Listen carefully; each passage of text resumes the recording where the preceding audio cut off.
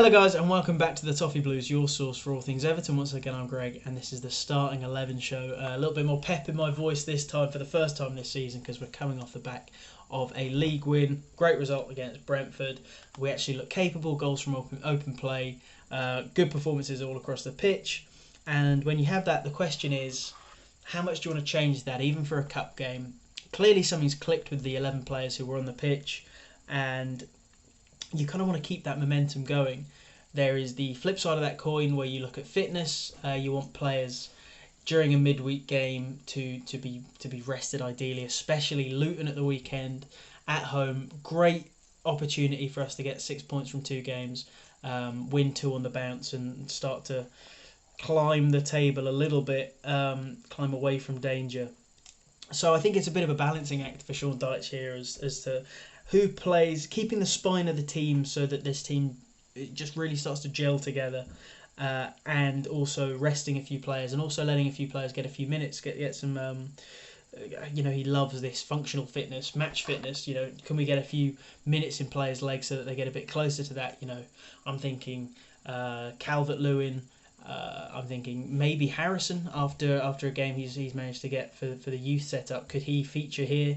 I think he might, whether that's from the bench, I'm not sure.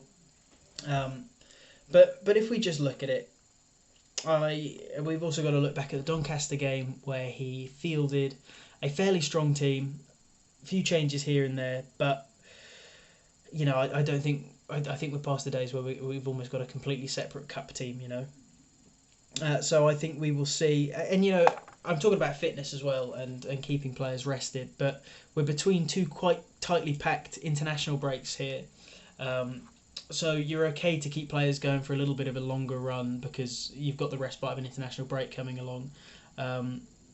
We've had a few players struggling with injuries and shaking off little issues, but I think we should be okay to field a fairly strong team and we can have a little bit more fun with it in a cup game, can't we? Just have a look at what positions we could change and who we might want to see. So Pickford in goal.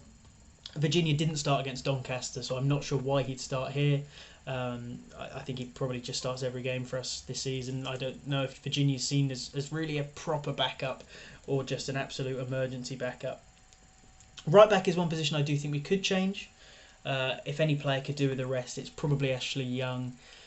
I think he started 1 in 3 at Villa last season, and for us he's been ever present on the left, on the right. Patterson started against Doncaster, so I can very much see this being a Nathan Patterson nod here. Centre-backs against Doncaster, if you remember, we changed both up. We had Michael Keane and Ben Godfrey. I don't think we'll go both again. It did not work against Doncaster, and changing both centre-backs just boggles my mind. I think Keane probably gets the nod over Godfrey,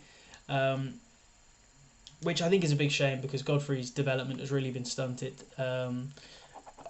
A lot of people still think there's a player in there. The player we bought from Norwich had a lot of potential to sort of be our main centre-back going forward. So is there a pathway for him into this team now? I'm not sure. But I think he'll revert back to the Keane and Tarkowski he knows give Branthwaite a little bit of a rest. I could even see Godfrey starting out at left back here if Mikalenko is if he decides Mikalenko needs a rest. But Mikalenko's in a bit of a purple patch. I want to see him get as much game time as possible, see if he can continue that vein of form. I thought he looked fantastic against Brentford. I actually think he looked quite good against Arsenal the week before. Midfield, I think I'm going to revert back to what he did with Doncaster. Gay's getting a little bit older, probably need a little bit more time to relax, to rest. So I'm going to go with James Garner and Amadou Onana. I like that midfield partnership. I think both of them can be quite incisive, create attacks, create chances from a sort of more deep-lying midfield, as they both did against Brentford. So does that have enough to weather the Villa storm? I'm not sure. Gay is quite crucial there in terms of making interceptions. I think most in the league so far this season, even ahead of Rodri. So does it have the balance? I'm not sure. But if we're going to see a rest, I think it could be that. And that, as I say, it's the team, the midfield that started against Doncaster. Decore would, of course, be in front of them. He's crucial at the moment in terms of everything we do attacking, as he was at the end of last season. Then the front line, I reckon there'll be a bit of experimentation actually. I can see Danjuma starting. Good to get some. He was the hero against Doncaster. Good to get some minutes in his legs as well. Up front's tough. I'd like to say Chimiti because I want to see him. I want to see more of him. I want to see him develop, but I don't think it will be. I imagine it'll be Calvert-Lewin to get some fitness, some functional fitness back to him especially if Beto starts. Or if we're lining up a Beto and Calvert-Lewin strike partnership, then maybe it'll be Chimiti and both of those two start against Luton. I imagine we would bully Luton with those two starting as a 4-4-2. That would be fantastic. But I think it'll be DCL here. And then on the other side, I'm going to go with another player who started against Doncaster but hasn't featured for a little while.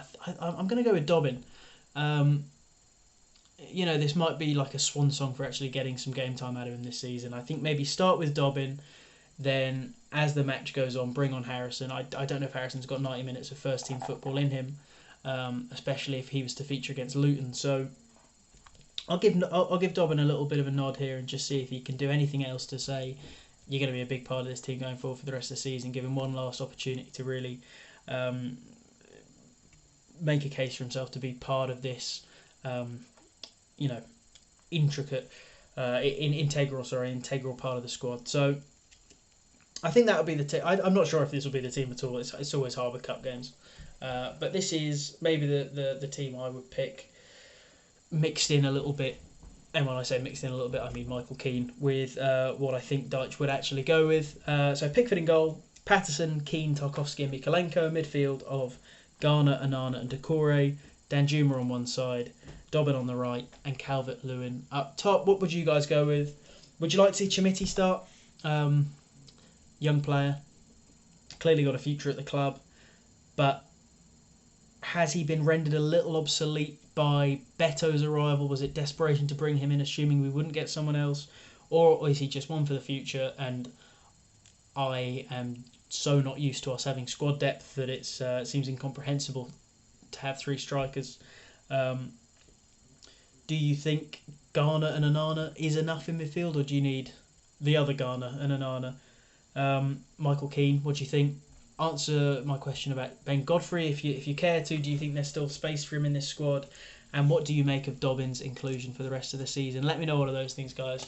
Hopefully, see you in the next one, and see you a few weeks' time for another League Cup video.